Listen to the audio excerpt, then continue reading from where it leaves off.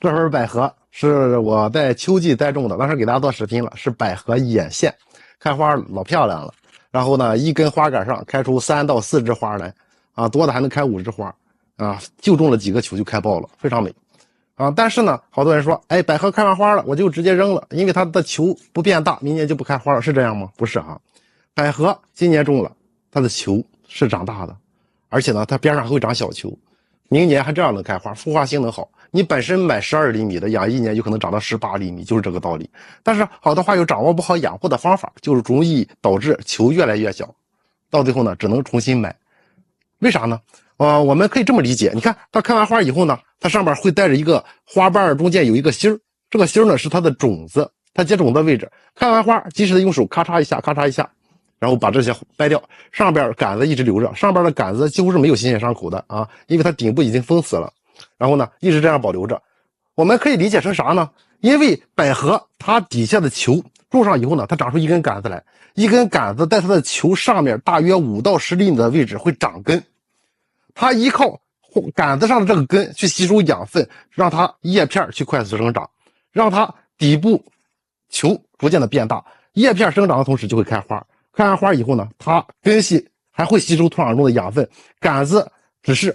保持着进行光合作用，能明白吗？它进行光合作用，制造养分，让底部的球越来越大，让边上长出来小球变得更大，就是这个道理。可以理解，这个杆子就是百合的心脏，这个杆子去制造养分，去进行光合作用，传导到底部的球，让它的老球变大。虽然不生长了，但是它能制造养分，传导养分。然后呢，它杆子上有根，根系吸收土壤中的养分，也让底下的球变大。虽然它的杆子一直这样保持着不动，但是呢，它一直在工作，一直在工作，养球啊，这就是养球，能明白吗？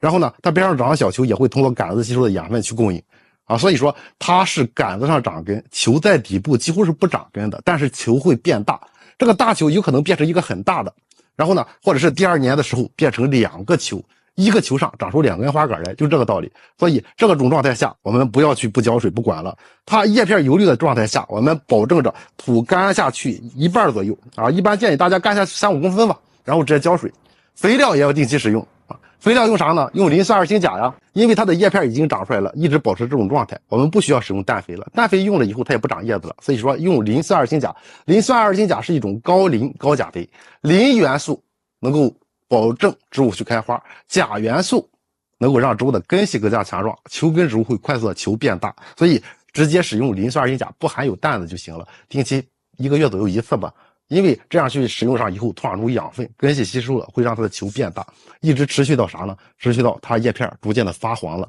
哎，看着黄的叶片比较多了，这个时候停止浇水，一点水也不浇了，让它杆子自然枯萎。等它枯萎了以后呢，哎，我们把杆子拧下来，直接把百合刨出来，你看一下，里边多了一堆小球，原来的那个大球变得更大了，就是这个道理啊。百合呢有很多品种是需要经过低温处理的，所以说等它枯萎了以后，我们把球取出来，把根系修剪一下，然后用个卫生纸或者是